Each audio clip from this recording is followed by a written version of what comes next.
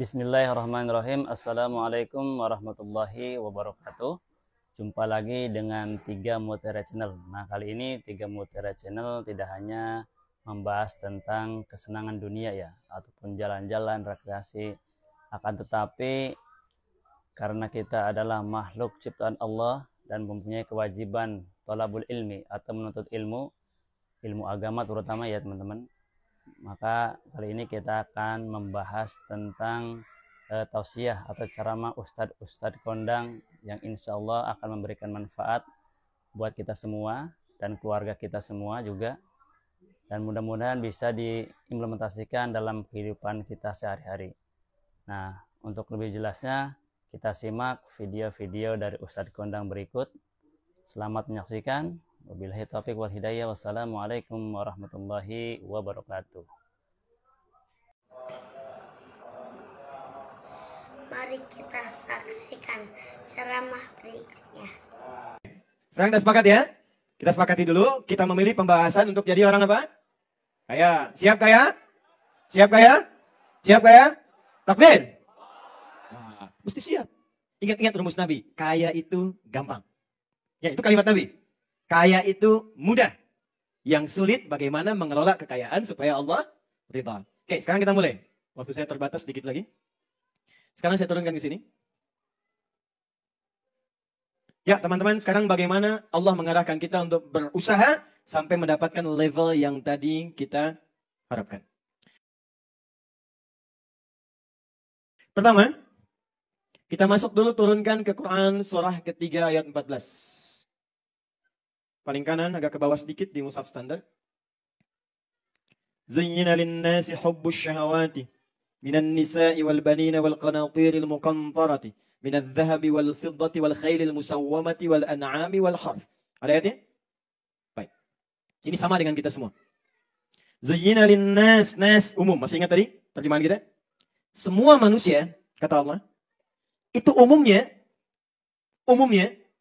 senang untuk mendapati bagian berikut. Dihiasi, senang perhiasan. Senang tampil menyenangkan. Dengan bagian-bagian berikut. Pertama, kecenderungan manusia senang berkeluarga. Di hubbus syahawat di sini, itu maaf, jangan diartikan laki-laki ke perempuan saja. Termasuk perempuan ke laki-laki. Karena kecenderungan berkeluarga, itu dari dua arah. Jalannya ta'aruf. Ya, tak kenal maka ta'aruf, bukan tak sayang. Ya. Anda kenal istri tetangga kan tidak harus sayang. Ya.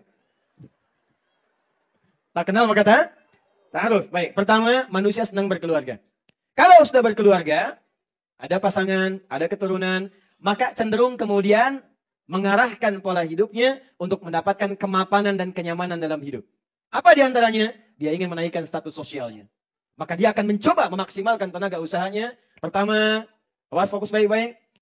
Hubbus syahawati minan nisa'i wal banin wal qanatiril muqantara. Mengoleksi harta benda, menambah kekayaannya di aspek-aspek berikut. Sekarang perhatikan baik-baik. Alkitab rahasia besar kepada kita. Kalau Anda ingin mendapatkan, fokus, aspek kekayaan yang melimpah. Qanatiril muqantara, di koleksi kekayaan yang banyak, koleksi kekayaan yang luas, hidupnya lebih mapan, harta meningkat. Maka ada beberapa passion yang bisa kita dapatkan dari situ. Dari sini, kita wujudkan dengan wirausaha yang mungkin kita bisa hadirkan. Satu.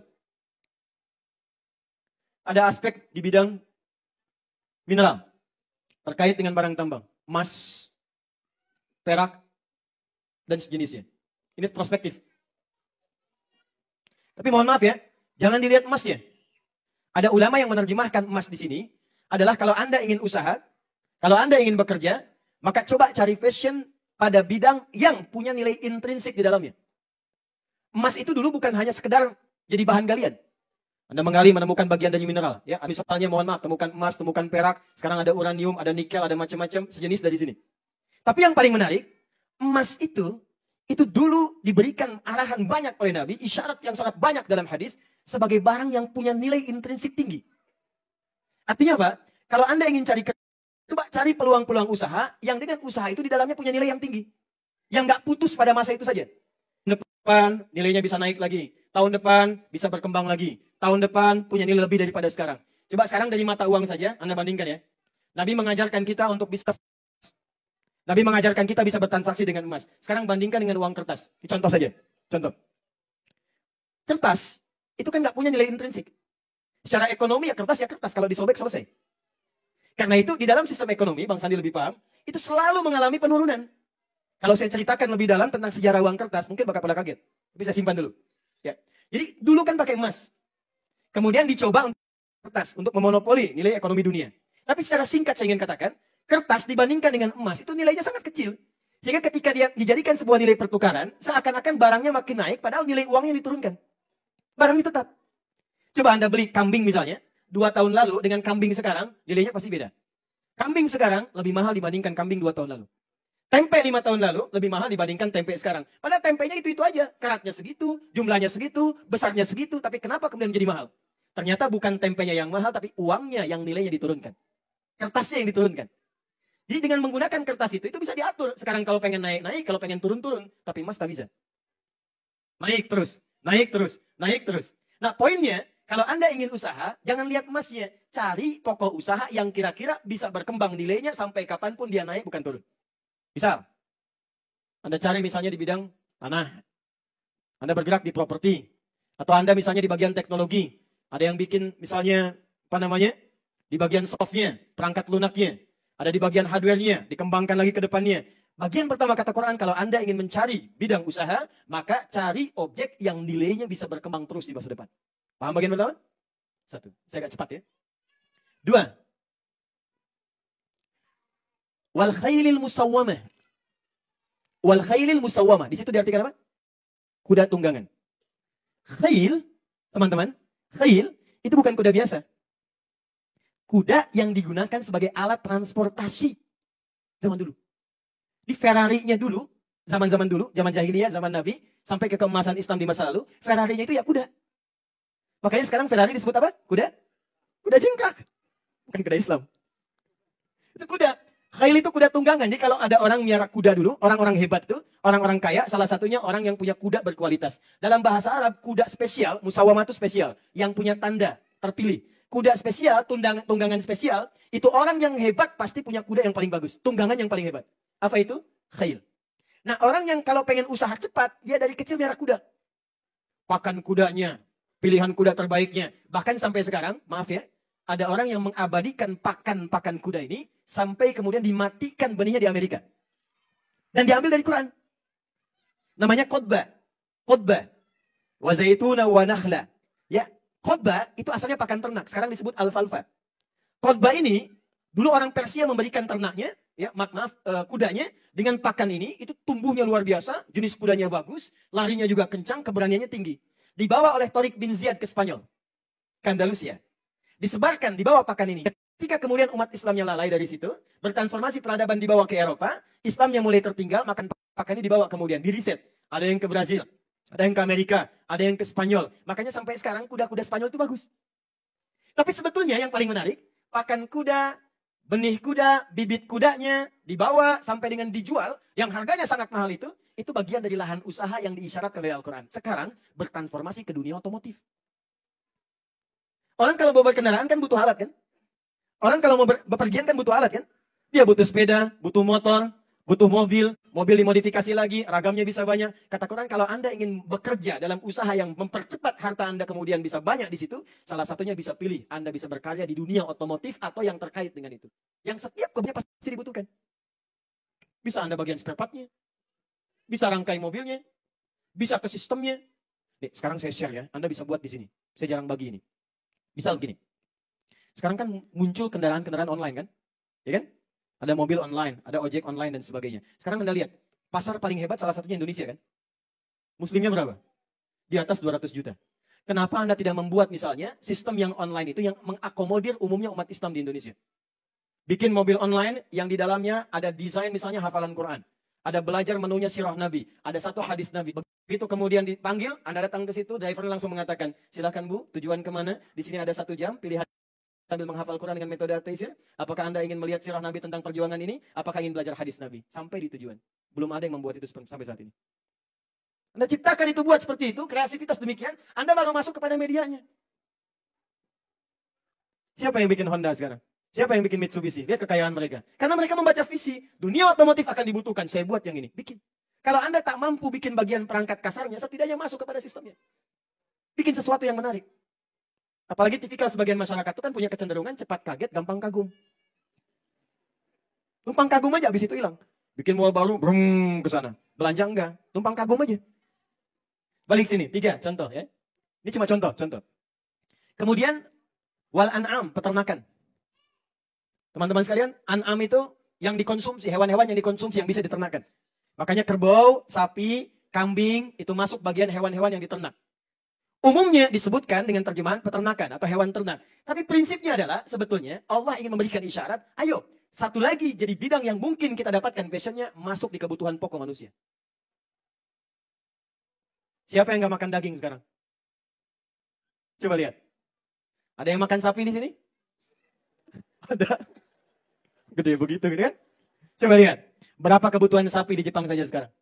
Berapa kebutuhan ayam di Indonesia sekarang? Saya punya teman pengusaha ayam. Satu kandangnya 45.000. Ya, 45.000 ayam. Sekarang didesain seperti hotel. Hotel ayam. Ayam nginep di hotel. Suhunya diatur. Oh, makannya diatur. Jam sekian lampu dinyalakan. Boom, makan semua. Dia punya 2 kandang. Berarti ada 90.000. Itu baru kandang dia saja. Cuma 45 hari selesai. Bayangkan berapa kandang yang ada di Indonesia. Kebutuhannya luar biasa. Sehari itu berapa ayam dieksekusi? Berapa ayam? Belum bebek. Bebek selamat, bebek kurang selamat, bebek yang macam-macam. Coba lihat. Ayam, bebek, kambing berapa, Cok? Ada yang bikin sate kambing, kambing guling, kambing diendapin, kambing macam-macam. Belum ke sapi, belum hewan kurban tiap tahun ada. Itu peluang. Jadi Quran menawarkan kalau Anda pengen cepat mengoleksi kekayaan, salah satunya coba cari yang passionnya kira-kira objeknya kebutuhan banyak orang. Kreatif kita cari. Nanti saat saya masuk kepada ide dasarnya saya turunkan lagi. Pernah dengar nggak? Kenal Abdurrahman bin Auf? Nah, qadarullah, Abdurrahman bin Auf ini pernah kaya, jatuh fakir. Maka ketika datang ke Madinah, disambut oleh orang paling kaya di Madinah. Yang sudah muslim. Dan dia tahu hukumnya, dia tahu passionnya. Ya, kebiasaan orang kaya, itu kan punya kebiasaan yang beda dengan orang yang belum kaya. Ini levelnya level tinggi, turun ke bawah. Aku khawatir punya tekanan dalam hidupnya. Dia salah baca, dia lupa bahwa Abdurrahman bin Auf sudah mendapatkan training dari Nabi selama 12 tahun. Bahkan fase 13 tahun itu hijrah ke Madinah. 13 tahun training dari Nabi. Maka beliau tawarkan, akhil karim, lihat kalimatnya. Sami'atu annaka kunta ghaniyan. Aku dengar dulu engkau pernah jadi orang kaya. Kalau engkau ingin kaya lagi, khudh nisfa mali. Allah.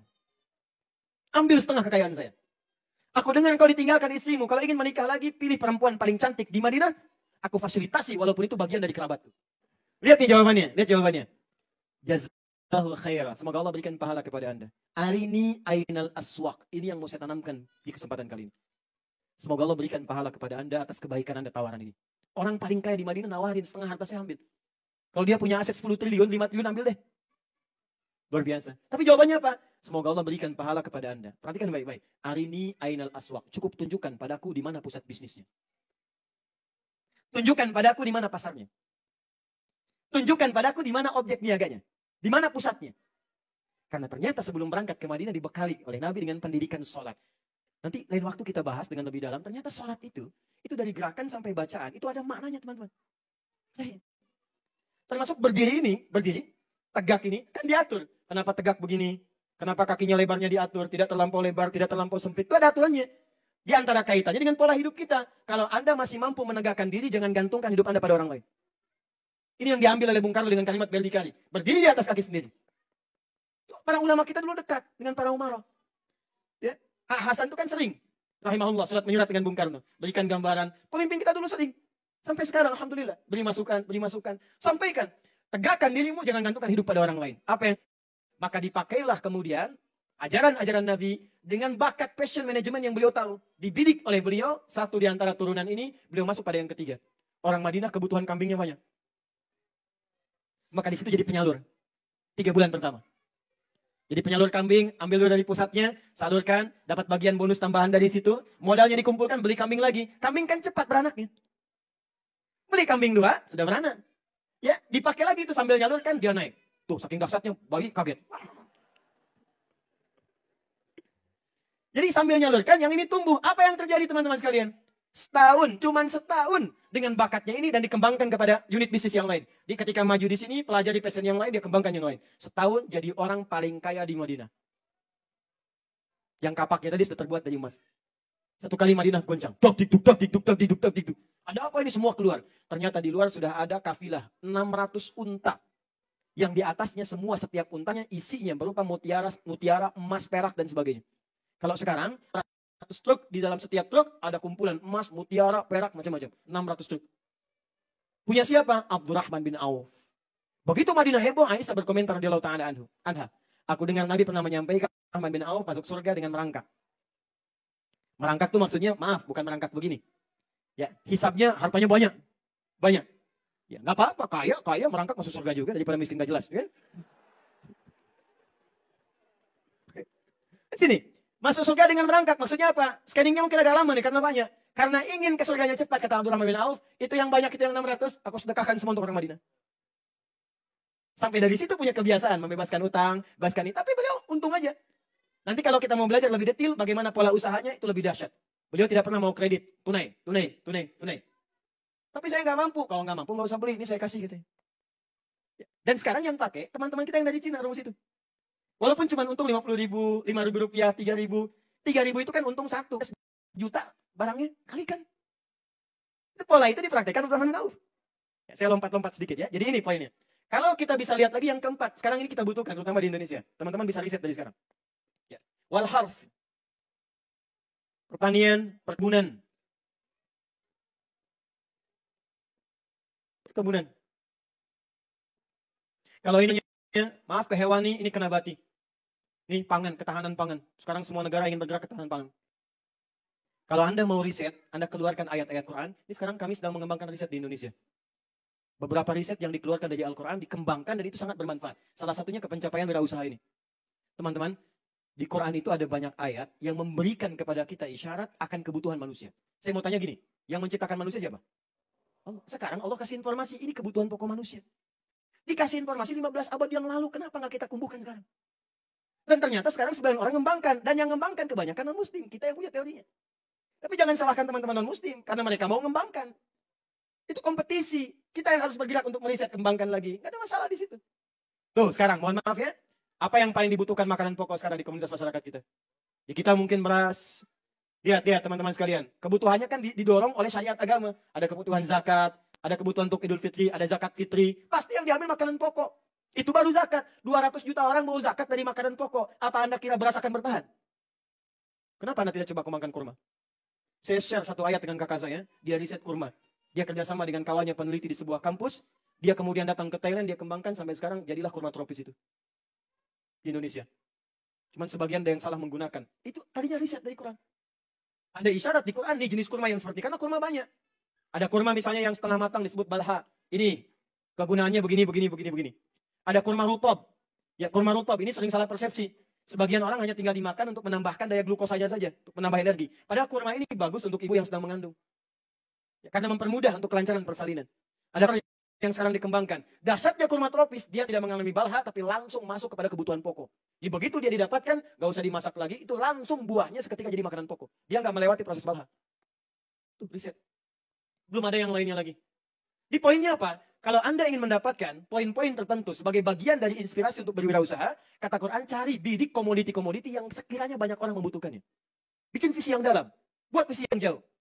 Nah, ini baru sampai contohnya. Setelah passionnya didapatkan, Anda pilihkan, maaf, saya ingin bergerak di bidang ini saja. Baik di barang tambang atau mineral. Air saja sekarang lihat. Sekarang pertentangan di bidang air sudah tinggi sekali. Di pasal 33, ya, bumi, air, dan isinya dikuasai oleh negara dan diperuntukkan ya sebesar-besarnya untuk kemaslahatan bangsa atau masyarakat. Sekalian kan, maaf ya, bumi, air, kenapa air disebutkan di situ? Bagian mineral. Dan air porsinya banyak disebutkan dalam Al-Quran dibandingkan dengan daratan.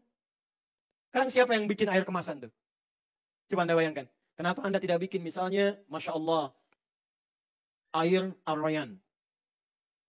Ar-Rayyan itu kan pintu bagi orang puasa. Maksudnya kalau mau buka pakai air ini. Bikin teknologi Anda. Kembangkan lagi. Anda bikin pakaian. Orang sholat pasti pakai pakaian. Sarung, bikin sarung. Anda bikin terapan sekarang. Sarung anti banjir. Maksudnya bagaimana kalau banjir naikin ke atas? Pokoknya Anda carilah. Ya. Dari sini ya mau yang mana pesan yang mau Anda gerakan. Apakah yang di bidang ini, apa otomotif, apa yang pokok-pokok. Intinya yang orang banyak butuhkan yang mempercepat sekiranya ketika Anda geluti itu, pundi-pundi kekayaan bisa bertambah, harta Anda bisa bergerak dengan cepat. Bidang itu bisa dikembangkan jadi unit-unit yang lainnya. Nah sekarang, kalau passionnya sudah ketemu, bagaimana cara memulainya? Saya agak cepat sedikit ya, saya tinggal 8 menit lagi. Saya cuma dapat 90 menit. Ya, jadi kalau agak kurang, panitianya sebelah sana tuh.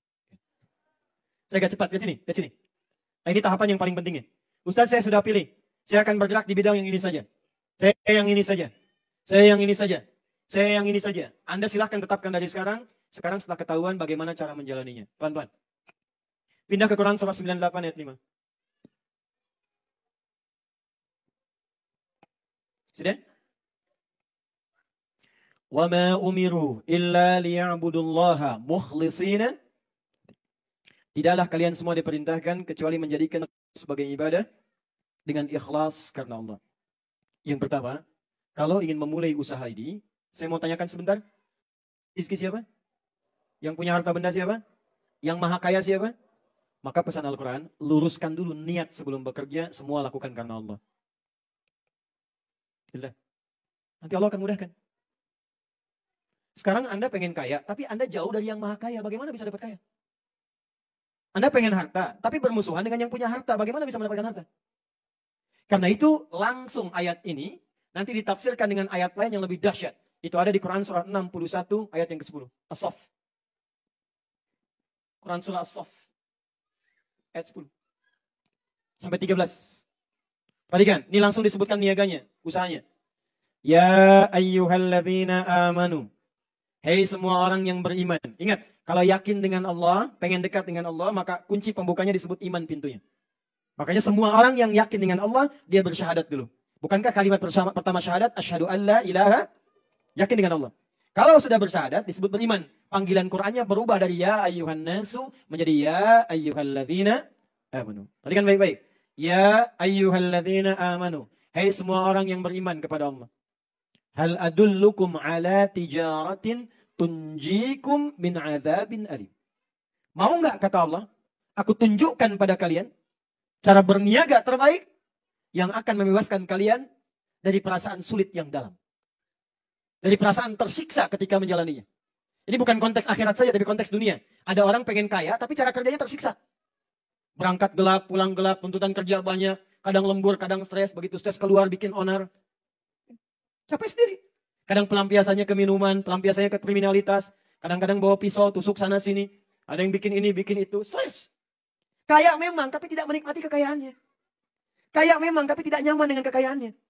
Makanya tadi saya sampaikan dari awal, Anda itu pengen kaya gelisah atau miskin tapi tenang. Tetap kan pilihannya kaya tapi tenang. Jadi kata Allah, nih kalau Anda ingin kaya dan tenang, Anda ingin kaya tak tersiksa dalam pekerjaan, aku tunjukkan jalan pertamanya untuk mendapatkan itu semua. Tijarah itu bisnis. Usaha. Apa jalannya? Teruskan ayat 11-nya. Tu'minuna billah. Kamu yakin dulu dengan Allah. Fokus teman-teman. Yuk kita lihat. 1. Tu'minun billah. Kerja, usaha pertama. Termasuk di sini berwirausaha. Siapa yang Anda ingin jadi milioner ke depan atau billionaire bahkan, ya. From $1 misalnya to $1 billion company. Dari $1 jadi jutaan atau bahkan miliaran, triliunan ke depannya. Maka jalan pertamanya kata Allah, kalau nggak pengen susah dalam pekerjaan, pertama Anda harus bekerja dengan dasar iman dulu. Satu iman. Secara singkat begini, iman itu yakin dengan semua ketentuan-ketentuan Allah. Kalau sudah yakin, siap menjalaninya. Sekarang saya tanyakan dulu pada semua teman-teman. Beriman kita? Yakin kita? Siap menjalankan ketentuan Allah? Dasar pertama kalau ingin kaya dan ringan, kaya mudah, kaya bahagia kata Allah, ikuti dulu semua ketentuanku. Syarat pertama iman. Kedua, ikuti petunjuk Rasulku. Makanya kalimat setelahnya wa rasuli. Nanti saya turunkan detailnya ya. Nanti Nabi berikan detailnya. Kalau pengen ini, begini. Kalau usaha begini, begini. Tinggalkan yang ini, kerjakan yang ini. Halnya seperti ini. Ada semua lengkap. Kedua, detailnya lihat pada petunjuk Rasul. Oke, sekarang kita turunkan. Bagaimana cara memulai pekerjaan dengan iman tadi? Buka Quran surah kedua ayat 172. Al-Baqarah 172.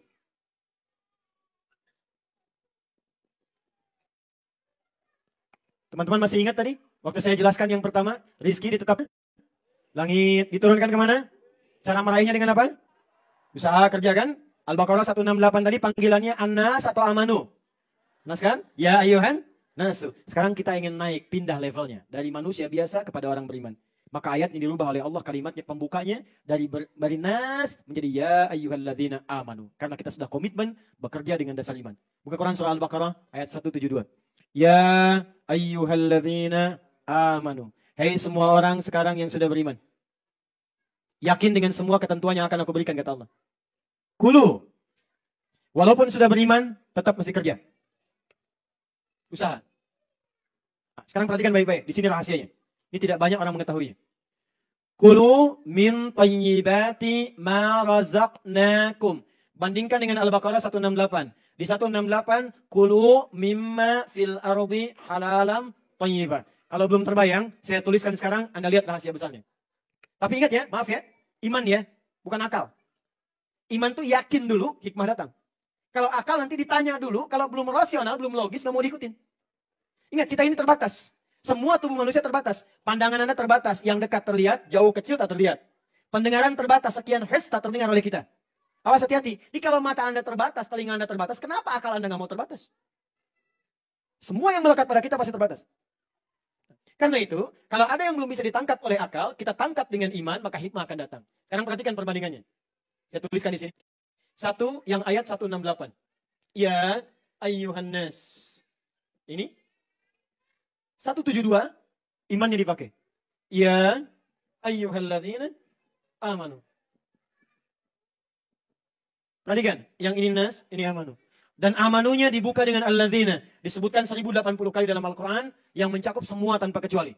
Artinya, ini berlaku bagi laki-laki, perempuan, tua, muda, besar, kecil, tanpa batas. Maaf, semua yang ingin mendapatkan passion ini, kata Allah, saya buka seluas-luasnya. Laki-laki pengen kaya, perempuan pengen kaya, pengen dapat lebih daripada itu, saya berikan kesempatannya. Ini, kulu mimma fil ardi. Kemudian ada rumus, halalan thayyiban. Perhatikan sini dengan detail, dengan jeli. Yang ini, kulu. Ininya dibuang. Mimma fil ardinya tidak ada. Diganti dengan min thayyibati. Halalnya dibuang. Diganti dengan ma razaqnakum. Allahu Akbar. Lihat sini. Ketika Anda mencari dengan iman, yakin karena Allah, maka kalimat pertama mimma fil ardinya dibuang. Untuk manusia pada umumnya, silahkan berkelana ke bumi. Mencari, bekerja, cari tempat ini, tempat itu. Tapi ketika Anda beriman kepada Allah, benefit pertama yang Allah katakan adalah, saya akan mudahkan rizkinya cepat datang padamu, tidak ingin menyulitkanmu untuk mendapatkan rizki yang kau butuhkan itu. Di iman itu, apa manfaatnya? Manfaat yang pertama, karena kita dekat dengan Allah, akses ke rizkinya akan dibuka oleh Allah. Anda dekat dengan pimpinan, akses pekerjaan dibuka. Anda dekat dengan Allah, apa yang tidak mudah bagi Allah? Cuman sekarang, kalau Anda berkata, Ustaz saya sudah beriman, kenapa sulit mendapatkan itu? Barangkali cara beriman Anda yang belum tepat. Itu yang harus diperbaiki. Nah, jadi syarat pertama kata Allah, ketika Anda benar imannya, maka pertama Allah akan berikan kemudahan, ma razaqnakum. Kami yang akan dekatkan rezekinya kepadamu, bukan engkau yang sulit untuk mendapatinya. Kadang-kadang tiba-tiba ide muncul. Kadang-kadang investor datang dari sisi yang tidak diduga. Kadang-kadang kreatif itu muncul dari teman yang datang menawarkan pada Anda. Siapa yang gerakkan semua itu? Ini Bang Sandi yang punya banyak pengalaman tentang itu. Dari mulai berjuang sampai dengan sekarang didapatkan. Coba Anda bayangkan, Abdurrahman bin Auf, itu kan modalnya pakaian tadi. Tapi karena aksesnya dekat dengan Allah, cuma 3 bulan, dia orang paling kaya nomor 3. Setahun paling kaya nomor 1. Nih.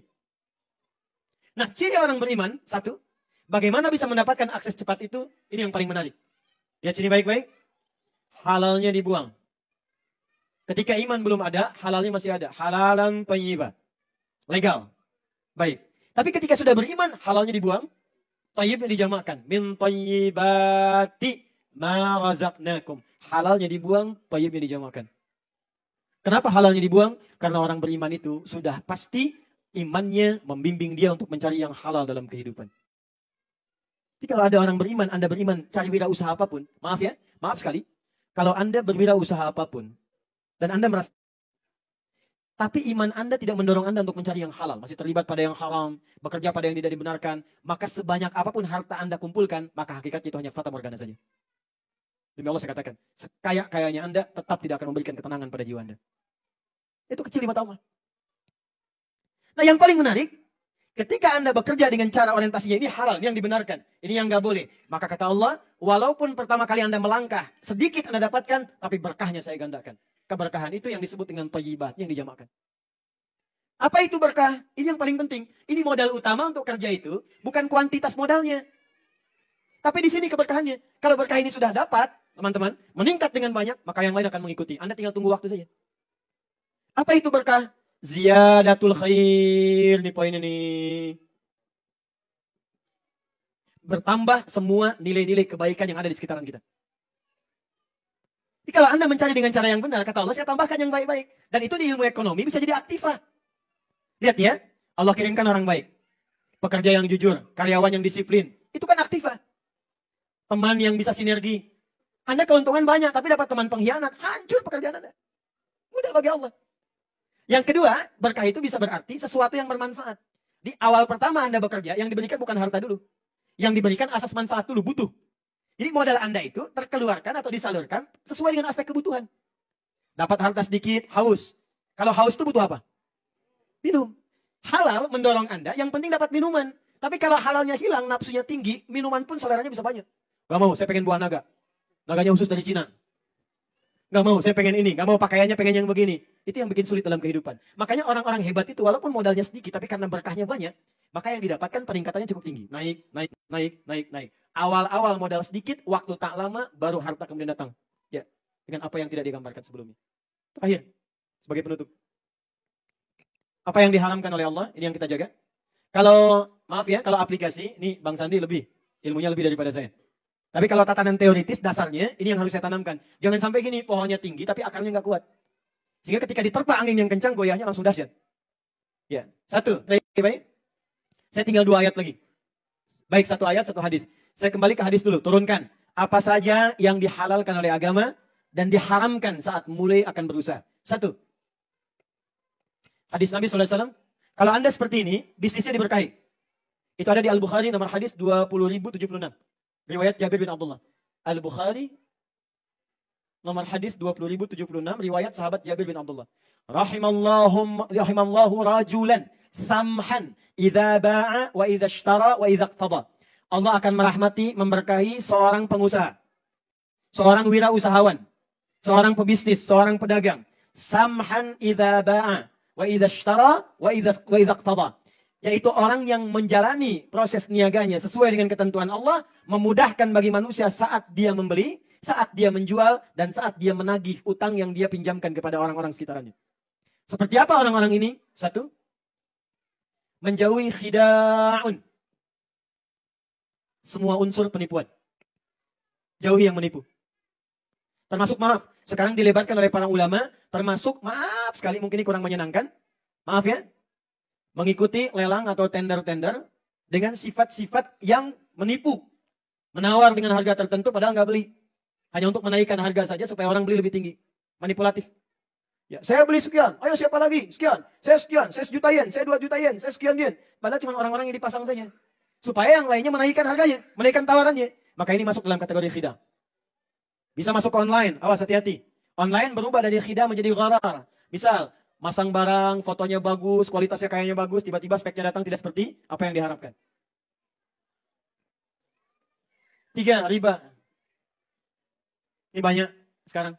Ayo pelan-pelan berpindah. Ini sudah janji Allah. Quran surah kedua ayat 275. Wa ahallallahu al-bai'a wa harrama riba. Kalau Anda ingin jual beli, ingin wirausaha, Allah akan kasih bimbingan. Tapi kalau Anda berbuat riba, kata Allah, Allah akan hancurkan itu. Baik itu sekarang atau nanti saat Anda kembali kepada Allah Subhanahu wa taala. Pindah. Pelan-pelan. Ya, jadikan jembatan. 3, yang terakhir, ini riba babnya luas ya. Ada detailnya. Jadi Anda jangan juga maaf terlalu ekstrim mengambil langkahnya, hati-hati. Ini ada turunan-turunannya. Nanti ada terkait dengan permodalan, ada terkait dengan barangnya, ada dengan transaksinya. Jangan disimpulkan cepat karena nanti ada turunan-turunannya. Saya hanya sampaikan umumnya dulu. Yang terakhir, yang keempat, awas. 1 khida tadi, yang kedua gharar, yang ketiga riba, yang keempat, maaf, jual beli barang-barang atau objek yang langsung diharamkan oleh Allah dan Rasulnya. Komoditi haram. Maaf ya, maaf. Semua benda yang diharamkan. Misal ada binatang, apa binatang yang diharamkan? Nah, misal Anda jualan itu misalnya. Ya, itu lebih baik ditinggalkan. Pindah kepada yang lain. Ada bab yang membolehkan. Ada bab. Misal, Anda sedang tidak ada pekerjaan lain. Yang ada cuma jualan itu. Tapi itu pun di tempat orang yang makan daging itu. Bukan umum yang ada muslimnya. Cuma dalam keadaan yang sangat darurat. Gak ada pekerjaan lain. Sebab pasti resikonya panjang, bersentuhan, megang, melihat, ini najisnya, macam-macamnya dan sebagainya. Menyulitkan Anda sendiri. Anda mau sholat susah, ya bersihnya juga tidak mudah dan sebagainya. Kalau tidak ada pilihan-pilihan lain, hanya itu dulu, maka jadikan sebagai jembatan untuk mencari pekerjaan lain lebih baik. Paham? Maaf, yang diminum apa yang haram? Oh, semua bentuknya. Semua bentuknya, semua bentuk narkotika, awas, hukumnya haram. Jangan jualan ekstasi, jangan jualan sabu, ya, jangan jualan khamar, jangan jualan yang macam-macam, termasuk maaf, baik pengedarnya, peraciknya, penyalurnya, salesnya, macam-macamnya. Selesai. Awas yang sekarang banyak berlaku nih di properti, agen-agen sering khida terlibat di sini. Banyak di sini, gharar. Nawarkan ini, nawarkan sales begini, ternyata tidak seperti speknya. Ya, janjikan kemudian dengan dealer, ya, dengan leasing, dengan macam-macam, naikkan sekian, padahal ada unsur ribanya misalnya. Ya, kalau Anda pakar matematika, sebetulnya lebih untung bisnis murni dibandingkan riba. Riba itu nggak ada untungnya. Nih lihat ya, Anda jualan pakai riba. Dari 2 juta misalnya, modal. Kemudian dijual. Setiap Anda telat sedikit, dalam jangka setahun bayar, jadi 2.200.000 misalnya. Keuntungan berapa? 200.000. Sekarang Anda jualan kambing, langsung aja, nggak usah pakai ribanya. Walaupun cuma sedikit misal, setiap 1 kambing 1 juta, modal tadi 2 juta. 1 kambing 1 juta, ambil 100.000. Jelas? Baik, sekarang Anda kembangkan itu. Belikan dari situ 1 juta. Kemudian jual yang kedua, dapat berapa? 2 juta. Untung berapa? 100. 2 juta berapa? 2.200.000. Itu 1 kambing. Kalau Anda punya banyak kambing dalam waktu yang sama. Misal, Anda punya 20 juta. Kalikan lagi 200.000. Dapat berapa? Belum kalau berkembang lagi. Kalau saya detilkan lagi, nanti saya jabarkan persamaan matematikanya. Riba sekian, untung sekian. Demi Allah saya katakan, perbandingannya jauh sekali. Ini orang yang bergerak di riba itu seperti orang bodoh. Saya katakan orang bodoh. Kenapa? Karena menyulitkan diri sendiri, merugikan konsumen, memunculkan perselisihan, munculkan madarat, bisa jadi ada tindakan-tindakan kriminal, dan pada akhirnya tidak pernah ada kekayaan yang abadi. Selesai. Saya tutup terakhir. Quran surah 3 ayat 142. Ini penutupnya dan saya selesai di sini. Paling kiri sebelah atas. Quran surah 3 ayat 142. Setelah ini saya berikan amalan-amalan. Doanya, sholatnya baca apa dan sebagainya. Ya. Am hasibtum an tadkhulul jannata. Fokus teman-teman. Ini saya tegaskan sekali lagi ya. Di bab-bab tertentu saya belum berikan detailnya. Kalau Anda ingin mengaji detail, saya masih ada sampai hari Senin. Nanti bisa diturunkan babnya. Saya baru berikan umum karena kita konteksnya sekarang sebentar ya.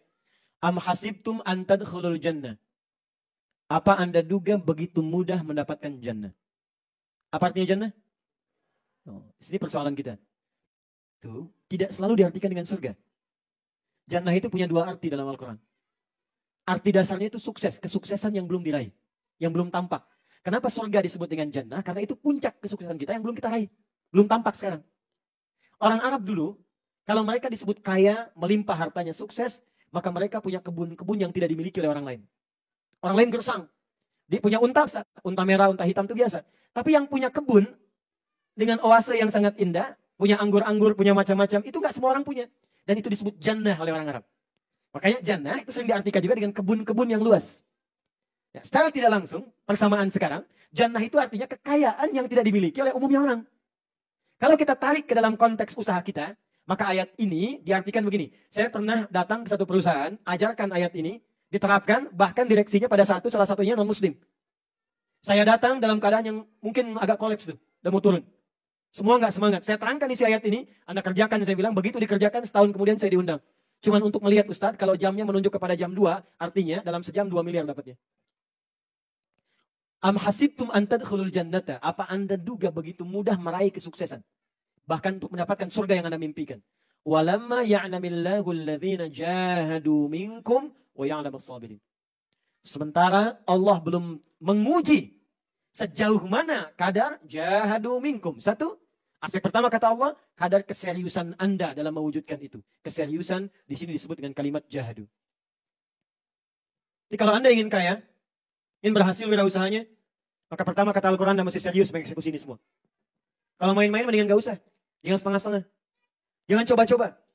Jangan gimana nanti bagaimana. Kalau Anda bersiap mendapatkan itu semua, Anda mau jadi apapun silahkan. Wirausahawan, pebisnis, diplomat, birokrat silahkan. Tapi kalau Anda ingin sukses, kata Allah, pertama Anda mesti serius, sungguh-sungguh. Kalau Anda kuliah yang serius. Duduk paling depan, selesaikan persoalan, bikin riset. Jangan setengah-setengah, nanggung kalau begitu. Nah, keseriusan ini menggunakan kalimat jahadu, asalnya dari kata juhdun. Juhdu, kesungguhan, keseriusan, dibagi 3 turunan lagi. Pertama, kesungguhan merencanakan, disebut dengan ijtihad. Maka mulai sekarang bikin mapping. Planningnya apa? Sukses mau tahun berapa? Turunkan ke kita sekarang. Bikin rencana, mau di bidang apa? Rencananya bagaimana? Tahun berapa? Modalnya dari mana? Investornya siapa? Ya, siapa orang yang bagian kreasinya? Inovasinya seperti apa? Turunkan. Kalau Anda masih kuliah di kampus, bahkan turunkan cita-cita dari atas sampai ke materi kuliah yang sedang Anda kerjakan sekarang. Jangan sampai Anda pilih misalnya jurusan yang memang gak ada hubungan dengan masa depan Anda. Yang penting asal kuliah, di Quran gak ada begitu. Anda kuliah mau kemana? Saya ini mau sekarang jadi begini dai, saya turunkan dari sejak selesai SD. Ke depan saya mau jadi ulama, ahli Quran begini. Maka semua diarahkan. Sekolahnya ke sini, SMP ke sini, SMA ke sini. Ya kemudian kampusnya begini, sampai pulang lagi. Nah Anda sekarang mau bikin passionnya apa di masa depan? Di bidang apa? Otomotif, sekarang Anda kuliah, ya sampai waktunya tinggal 17.20, 3 menit lagi, ya bikin pemetaannya. Ya, mohon izin dari sekarang. Kedua, kalau sudah ada rencana, ada konsepnya, mappingnya jelas, schedule-nya jelas dan sebagainya, maka muncul yang kedua, saya agak cepat, namanya jihad. Jihad, kesungguhan mengeksekusi dengan tindakan. Jangan banyak jadi konseptor, eksekusi itu semua. Anda mau begini, kerjakan. Anda mau begini, kerjakan. Yang terakhir, yang ketiga, maaf, kesungguhan mengatasi gejolak dalam jiwa, disebut mujahadah. Kadang-kadang lagi serius, ada tantangan malas, ya, ada pesimis, perangi itu semua. Kalau Allah sudah jamin pasti dimudahkan. Yang ketiga disebut mujahadah. Terakhir, lakukan ini dengan sabar. Wa ya'lamas sabirin. Allah hanya memberikan gambaran kesuksesan bagi orang-orang sabar. Thomas Alva Edison berapa kali membuat percobaan? Lebih daripada 1000 kali. Yang sekarang membuat fried chicken berapa kali membuat percobaan? Ketok setiap pintu. Anda punya ayatnya. Kenapa baru 2-3 kali gagal kemudian Anda pesimis dari situ? Kembangkan diri kita, jadi orang hebat, sabar, dan mulai sekarang passionnya lakukan. Mulai dari mana? Jamaah. Saya tutup. Jamaah itu bukan cuma kumpul. Kenapa ada sholat jamaah, sholat Jumat? Jamaah itu duduk, kenali dengan siapa Anda duduk, kemudian saling mengisi di balik semua bakat yang Anda miliki dengan setiap yang Anda kenali itu. Karena itu tidak ada orang sholat di dekat Masjid Nabi, kecuali maaf, yang sakit bertemu dokter, selesai sakitnya. Yang tidak punya pekerjaan, ketemu dengan orang punya pekerjaan. Itu yang kita kembangkan. Ke masjid, temui, kenali. Anda di Jepang, gak semua orang bisa ke Jepang. Cari apa yang bisa bermanfaat untuk Anda. Passionnya dapatkan, jadi pakar di bidang, dan pulang ke negeri kita, bangun. Jadi kan bangun ke negeri kita, sumber daya banyak. Pulang lagi ke tanah air. Bangun negeri kita. Sabang sampai dengan Merauke. Luas. 13.677 pulau. Gak semua orang dapat. Saya ke Abu Dhabi untuk dapat 1 pulau triliunan rupiah. Kita punya 13.677. Itu belum termasuk Pulau Gebang, Pulau Gadung, pulau-pulau yang lain. Ya. Jadi ayo, mudah-mudahan Allah berikan keberkahan untuk kita. Saya sampai di sini. Ya. Saya cuma motivasi saja, ayatnya sudah saya turunkan, dalilnya sudah Anda dapatkan, janjinya sudah Anda terima, contohnya juga sudah ada, bahkan sebagian yang real juga ada di samping saya, ada Bang Sandi di sini. Dan singkatnya, kita berdoa pada Allah Subhanahu wa taala, semoga dengan apa yang telah kita dapatkan dilancarkan dan dimudahkan oleh Allah Subhanahu wa taala. Baik, sebelum kita berdoa, saya mau tanya kembali, siap jadi kaya? Siap jadi kaya? Siap jadi kaya? Siap jadi wirausahawan yang bermanfaat? Baik, maka saya tutup dengan sebuah ayat. Apa perbedaan wirausahawan yang beriman dengan yang belum beriman? Quran surah ke-28 ayat 77. Wabtaghi fima atakallahu daral akhirah wa la tansa nasibaka minad dunya. Kalau kamu sudah kaya kata Allah, jadikan hartamu untuk mencari surga yang telah engkau impikan itu.